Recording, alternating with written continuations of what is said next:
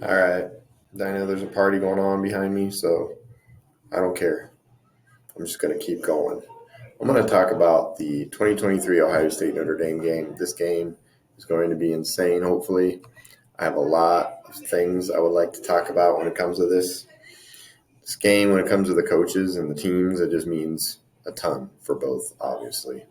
Notre Dame hasn't beat Ohio State since 1936, so it obviously means a lot for the team.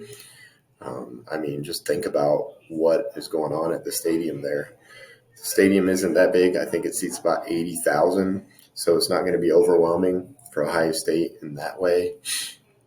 But listen to what they're doing. They're doing the green out. They're busting out the green uniforms. I love Notre Dame's green uniforms. It's going to be aesthetically pleasing on Saturday night. But they got the same company that does Jonas Brothers concerts to put a green wristband into every seat in the stadium. And I think they do different things, these wristbands. They flash different lights and do all kinds of crazy things. And I guess they can control them internally somehow and make the crowd do amazing things. And I was listening to a podcast on the Notre Dame side of things, and they were talking about how they do all kinds of amazing in-game entertainment with the DJs and the lights and all that stuff. So the atmosphere should be insane. I know years ago when Notre Dame played Georgia, the fans and the Notre Dame brass lost their minds because they basically rented out the stadium. So supposedly they figured out how to fix that problem. The guess from experts that I've heard is that there may be at the most a third of the stadium, maybe Ohio State if things go backfire on them, but Notre Dame isn't hoping that anywhere near 33% of the fans there are wearing red, but we'll see. It definitely won't be as bad as it was for Georgia because all those Georgia fans made that kind of like a lifetime trip. But anyway, back to the coaches. Somebody made a good point because it means so much to both coaches that Marcus Freeman is not a super established guy, still trying to get his program through and his recruiting classes through to Notre Dame. So if he loses, not going to be that big of a deal. But for Ryan Day, it may mean more for him in that way. But I've listened to a ton of podcasts and watched a ton of YouTube shows. So lots of things going on in the national media side. I would say in the national media side, the majority of folks are picking Notre Dame or leaning Notre Dame in one way, shape, or form. You know, whether they're going against the spread, whether it's that 3 or 3.5 point spread, or they're just going outright Notre Dame win. I guess Notre Dame has the number one pass defense in the country when it comes to pass efficiency. So that's something that I hear people bring up. But also at the same time, they want to know if Notre Dame can pressure Kyle McCord. So that's going to be something that we see because the Ohio State experts are telling me that Ohio State is better at pass blocking than run blocking. And then they question at the same time the Notre Dame defensive line. I've heard a lot about the same thing that we kind of hear from Ohio State side of things is Jim Knowles wants to run that exotic defense, do all kinds of crazy things. People, obviously Ohio State fans will super analyze the big games like Georgia and Michigan of last year. And, people will break down and watch the film over and over and over again. And they'll talk about, just look it up on YouTube. They'll talk about why was Jim Knowles running a zero blitz or a zero coverage or a cover one on a third and long or whatever, or doing all kinds of crazy things. Well, I guess Al Golden, the defensive coordinator for Notre Dame, does the exact same thing. So that's what I'm hearing the Notre Dame guys kind of complain about. So they're going to bring pressure. I guess they blitz a lot. I guess they blitzed 40%, 50%, and 60% in their first three games in no particular order. So they're definitely going to blitz to try to get that pressure on McCord. So we'll find out. But definitely the national media and the folks on the Notre Dame side and the folks on the Ohio State side will tell you that this is the best Notre Dame team that they've seen in a long time. I mean, obviously it makes sense, right? They have Sam Hartman, the 6-year guy at quarterback who's probably seen it all, played tons of games in his career, and, he makes the difference. He's easily the best quarterback Notre Dame's had since Brady Quinn, and he may be even better than him. Who knows? We'll see. So obviously that Notre Dame offense is much improved. But I think that the national media isn't seeing, some are saying it, but not the majority, how much improved Ohio State's defense is. I think Ohio State's defense is really good. Joshua Perry, who obviously went to and played for Ohio State, is now for NBC covering Big Ten games for them. He still has an inside track on some info with the team, and watching Ohio State games, because he still considers himself an Ohio State fan, of course, and he sees the improvement in the Ohio State defense. So, but when someone like Joel Klatt says, he puts this game pretty simply by saying that the team that can rush the passer best will win. So, I mean, it kind of makes sense, right? So, but Ohio State has a lot of good guys that can rush the passer, but Notre Dame has really good tackles. I guess their left tackle is ridiculous. I guess he hasn't even allowed a pressure this whole year, and he's going to be a tough person to get by. But they're thinking that the right tackle may be a little easier to get by, but he's really good too. Where the quote unquote experts are thinking that Ohio State can get pressure is up the middle. So if you watch last year's game, Mike Hall, the defensive tackle for Ohio State, had a really big game. And so Mike is obviously hoping to do the same thing this year. The other defensive tackle for Ohio State, Tyleik Williams, seems to have really stepped his game up. He scored a touchdown last week. And then the Notre Dame insider folks are definitely saying that if there's a weakness on this offensive line, it's the interior part of the line. But they're also saying that if there's a strength of the Notre Dame entire offensive line as a whole, it's their run blocking. So the opposite of Ohio State. So when it comes to the passing downs, Ohio State is obviously hoping they can get pressure up the middle. So we'll see how that goes. So that's something to definitely look out for. So when it comes to the guys who know the team best on the Ohio State side, there's one guy who covers Ohio State and has covered him for years, but he's kind of a recruiting expert too at the same time. Ryan Day likes to talk about talent-equated games. So when we played Penn State, Michigan, Georgia last year, Notre Dame this year, he'll say that talent-equated word.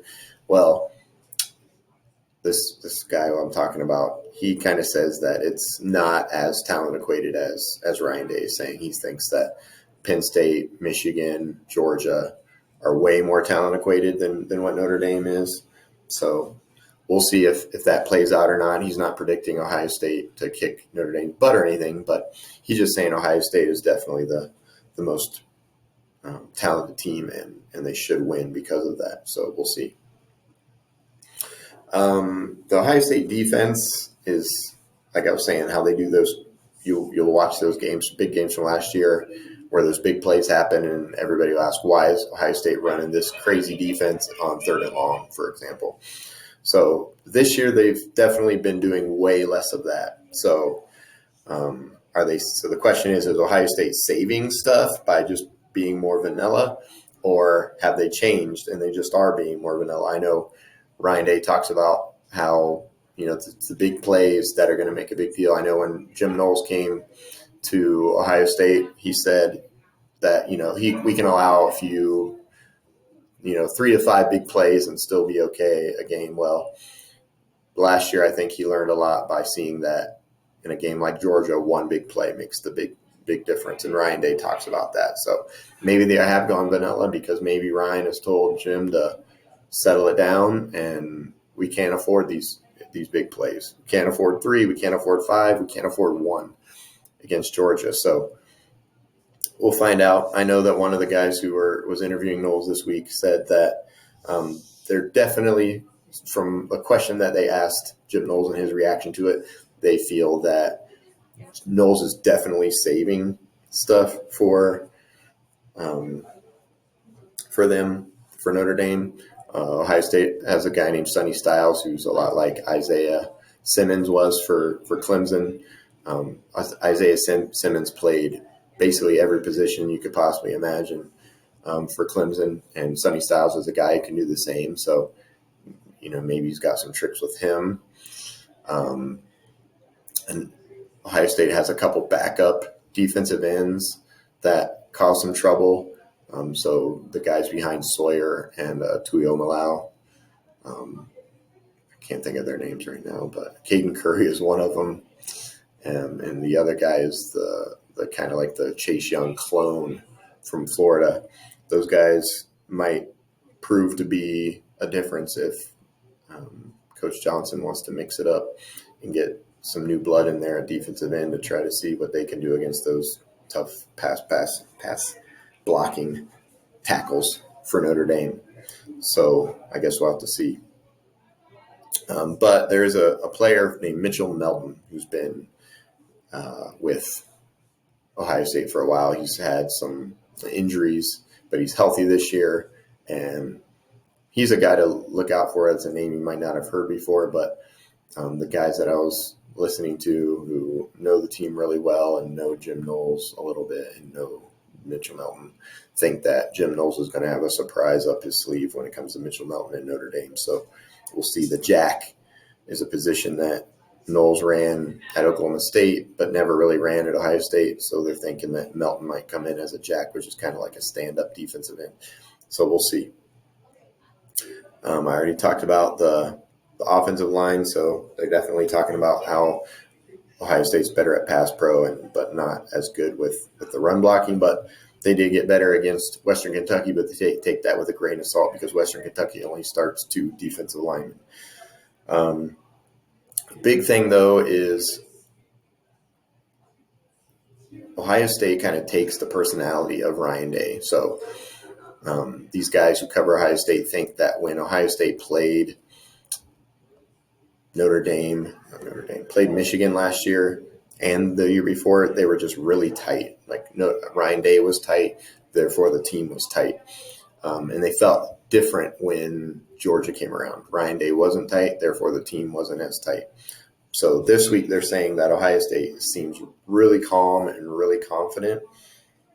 So I guess that's pretty good. So they're hoping Ohio State will be loose and aggressive, and that confidence building, more gelling Ohio State offensive line will be better. So another Ohio State expert who really breaks down the film, he thinks that Eichenberg and the OSU defensive line is easily going to be the most important players for Ohio State. So we'll see how that plays out. He also thinks that the inside run game for Ohio State is super important. So we'll see how Ohio State tries that. I know they've been way more successful with the outside runs than the inside runs. So that makes sense. And he also thinks they're going to bracket Marvin Harrison because he thinks that Marcus Freeman's going to want to take away our number one threat, and that would be Marvin, of course. So his thought was that the next 2 receivers, Ed Buka and Stover, would be huge have big games against Notre Dame. So we'll see. On the Notre Dame side of things, Notre Dame thinks that Notre Dame's 2 starting corners are unbelievable.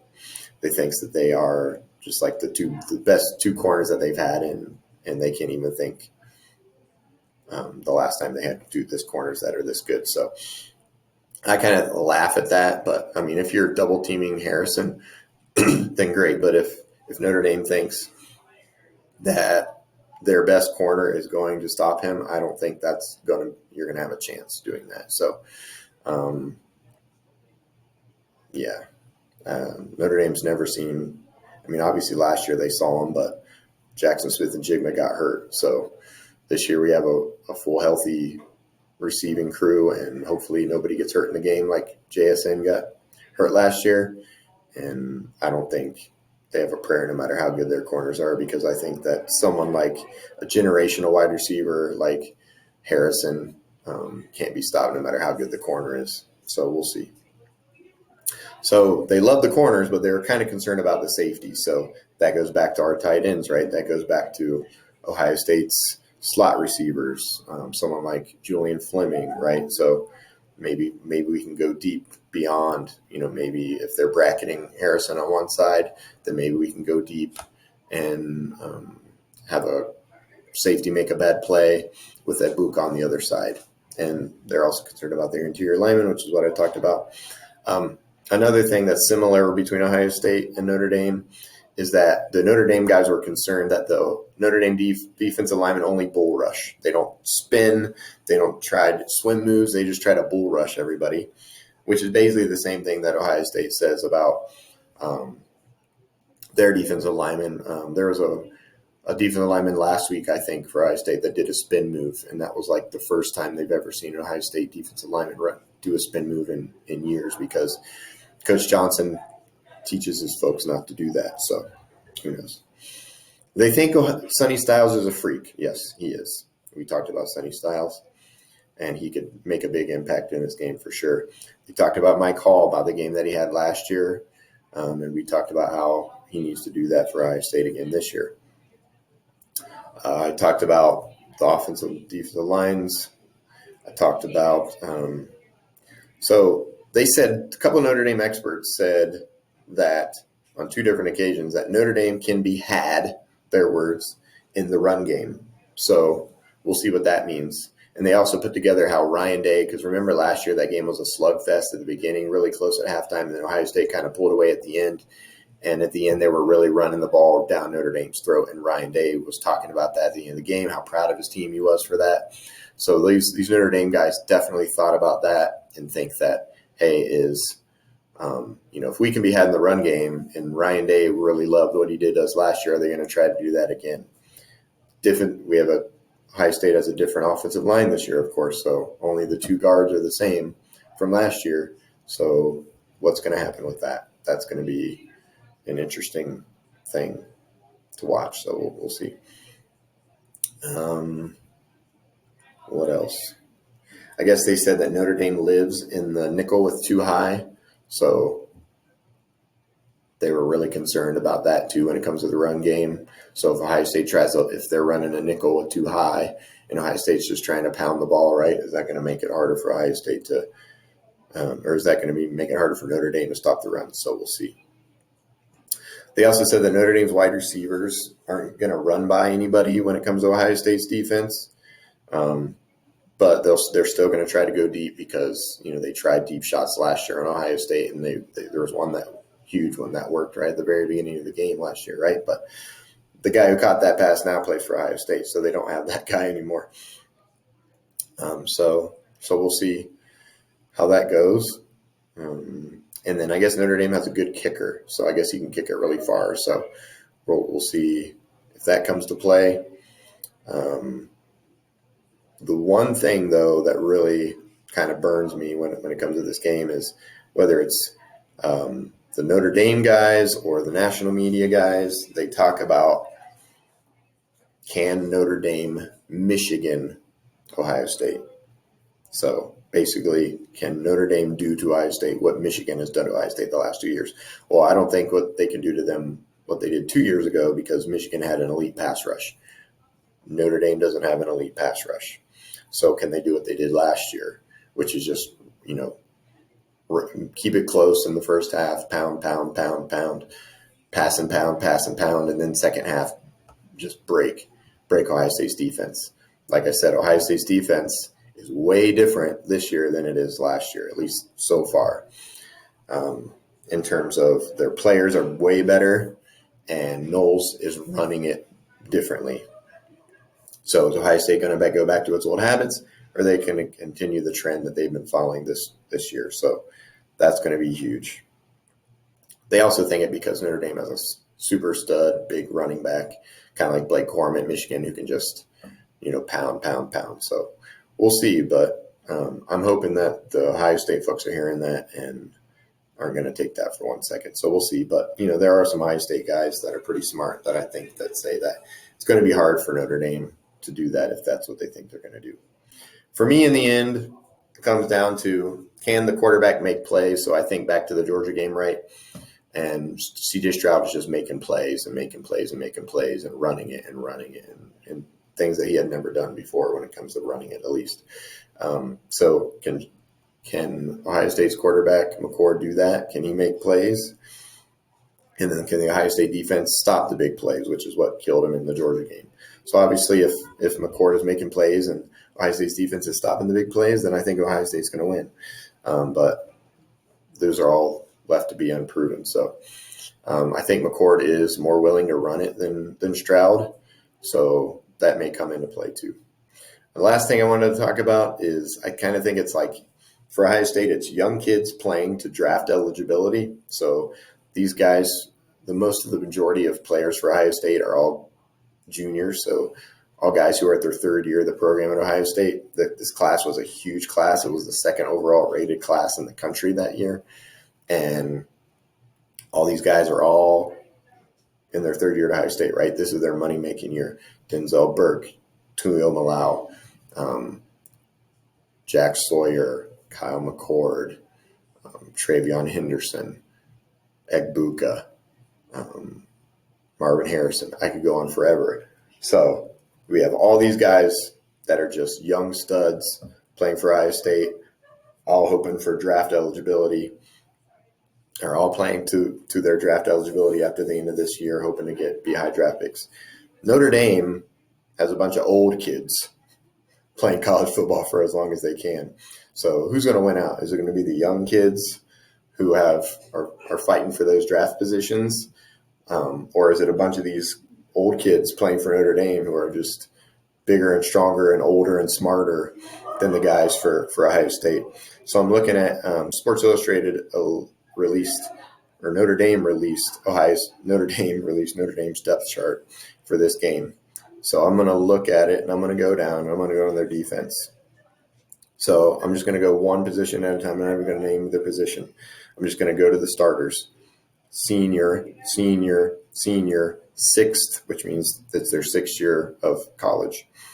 Senior, fifth, senior, sophomore. No, fifth, and then sophomore. So every single person on their defense starting on Saturday, one of them is a sophomore.